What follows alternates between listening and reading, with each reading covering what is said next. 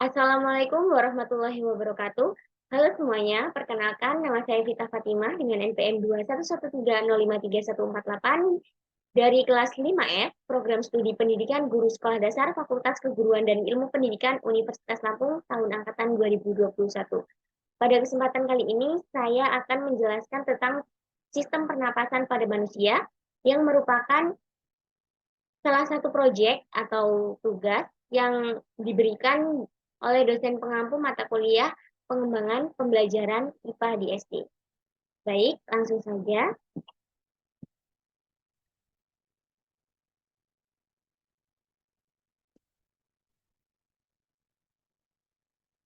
Materi kali ini yaitu tentang sistem pernapasan pada manusia. Sebelumnya, mengapa sih kita itu perlu bernapas? Nah, bernapas merupakan sebuah proses di mana manusia menghirup oksigen dan mengeluarkan karbon dioksida. Oksigen merupakan sebuah gas yang dibutuhkan oleh tubuh untuk menghasilkan sebuah energi. Nah, kemudian manusia bernapas menggunakan apa? Manusia bernapas menggunakan hidung dan organ-organ lainnya. Hidung, paru-paru, faring, laring, dan yang lainnya. Kemudian, apa yang dimaksud sistem pernapasan? Sistem pernapasan merupakan sekelompok organ dan struktur di dalam tubuh manusia yang membantu manusia untuk mengambil oksigen dari udara dan mengeluarkan karbon dioksida. Nah, ini merupakan alat-alat dalam sistem pernapasan. Yang pertama ada rongga hidung, yang kedua ada faring, yang ketiga laring, yang keempat trakea, kelima bronkus, keenam bronkiolus, paru-paru, dan diafragma. Yang pertama rongga hidung. Rongga hidung merupakan tempat masuknya udara pernapasan yang pertama kali. Di dalam rongga hidung terdapat rambut-rambut hidung yang berfungsi untuk menyaring udara. Kemudian, yang kedua ada faring. Faring merupakan persimpangan antara saluran makanan dengan saluran respirasi atau trakea. Jadi letaknya faring itu berada di tenggorokan sini. Persimpangan antara saluran makanan dengan saluran respirasi. Nah, kemudian ada laring. Laring terletak di bawah faring dan merupakan pangkal tenggorokan. Fungsi laring yaitu menyalurkan udara dari faring ke trakea. Jadi, bisa dilihat di gambar, laring itu bentuknya seperti ini yang ada di dalam mulut manusia, di dalam mulut kita. Nah, yang selanjutnya yaitu trakea. Trakea merupakan batang tenggorokan. Nah, bisa dilihat di gambar ini. Ini yang ditanda panah, ini merupakan sebuah trakea, yaitu sebuah tabung udara yang memiliki ukuran yang besar dan mengarah dari kotak suara atau laring sampai ke bronkus atau saluran udara ke paru-paru. Kemudian ada bronkus. Bronkus merupakan cabang batang tenggorokan. Nah, di sini ada dua cabang. Nah, ini yang dinamakan dengan bronkus. Fungsi bronkus adalah sebagai saluran keluar masuknya udara dari tenggorokan ke paru-paru. Atau paru-paru ke tenggorokan dan kemudian dikeluarkan melalui rongga hidung. Nah, selanjutnya bronkiolus. Bronkiolus adalah percabangan kecil-kecil dari bronkus. Nah, kalau tadi bronkus itu cabang dari batang tenggorokan yang dua ini, bronkiolus merupakan cabang-cabang dari bronkus yang banyak ini. Nah, yang banyak ini merupakan bronkiolus. Fungsi bronkiolus yaitu untuk membantu proses distribusi udara di dalam paru-paru. Bronkiolus akan mengalirkan udara menuju alveoli, di mana alveoli merupakan tempat pertukaran oksigen dengan karbon dioksida. Nah, Kemudian yang terakhir ada paru-paru dan alveolus. Yang merupakan bentuk ini merupakan bentuk paru-paru atau alveolus.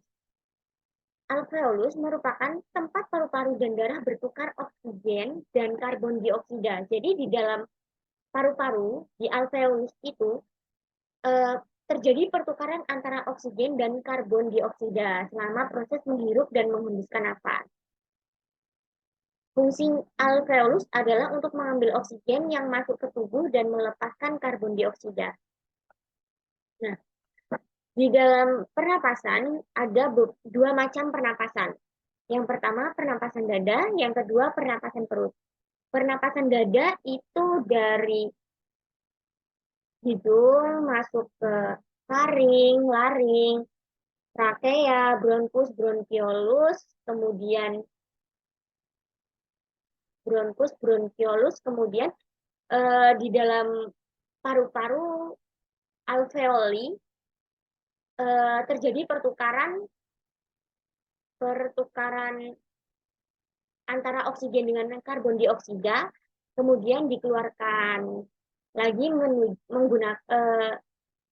menggunakan organ-organ yang sama. Kemudian contoh dari pernapasan dada ini seperti kita bernafas biasa.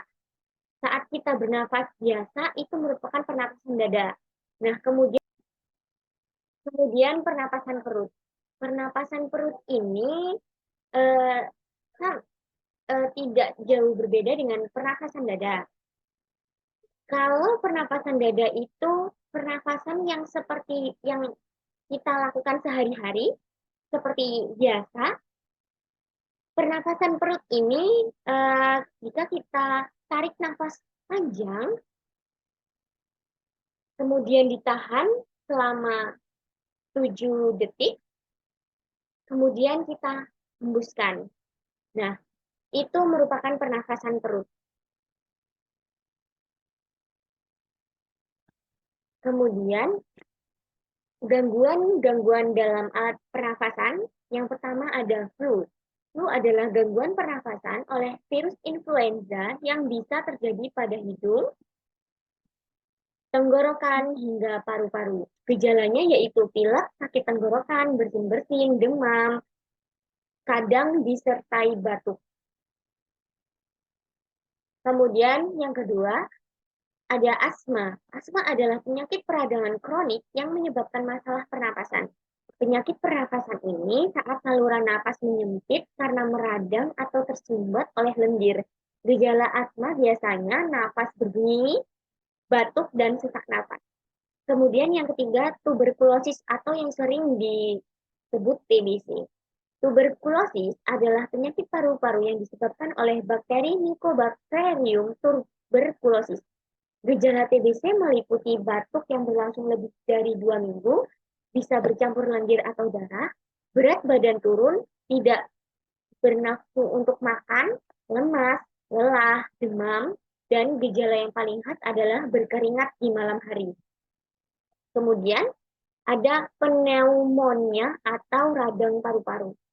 Di dalam organ paru-paru kita terdapat alveoli atau kantung udara. Ketika terjadi infeksi maka alveoli akan meradang dan berisi nanah atau lendir. Inilah yang terjadi ketika terserang pneumonia. Gejala yang terjadi adalah mual, batuk berdahak, demam, banyak berkeringat, terasa nyeri pada dada, terutama ketika menarik napas, tertawa, dan batuk. Tidak selera makan, serta pusing dan sesak. Kemudian yang terakhir ada kanker paru-paru. Nah, kanker paru-paru terjadi ketika sel-sel mengalami kerusakan akibat menghirup bahan kimia berbahaya, seperti uranium, arsenik, nikel, dan lain-lain dalam jangka yang panjang. Gejala umum yang terjadi biasanya batuk, sesak napas, nafas berbunyi, nyeri dada, lelah, dan penurunan berat badan secara signifikan. Nah, nah materi dari sistem pernafasan cukup sampai di sini. Sebuah media yang saya ibaratkan untuk bisa menjelaskan tentang pernapasan pada manusia. Di sini ada sebuah botol yang kita umpamakan ini merupakan rongga hidung, kemudian ada laring, laring, trakea, bronkus, dan juga bronkiolus, dan dua balon ini kita umpamakan sebuah paru-paru. Nah, ketika saya tekan, maka akan terjadi mengembang balon kedua balon ini. Bisa diperhatikan. Nah, itu merupakan proses inspirasi, di mana oksigen masuk ke dalam paru-paru, kemudian mengeluarkan karbon dioksida. Bisa diperhatikan sekali lagi. Ketika saya tekan, maka balon akan mengembang. Nah, ini merupakan sangat geli.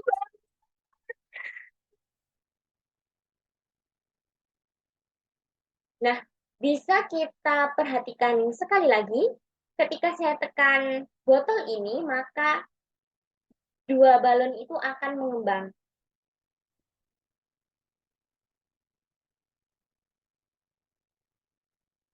Inspirasi, ekspirasi. Inspirasi, ekspirasi. Nah, jadi ketika proses inspirasi itu merupakan proses masuknya udara atau oksigen ke rongga hidung, kemudian menuju faring, laring, trakea, bronkus, bronkiolus,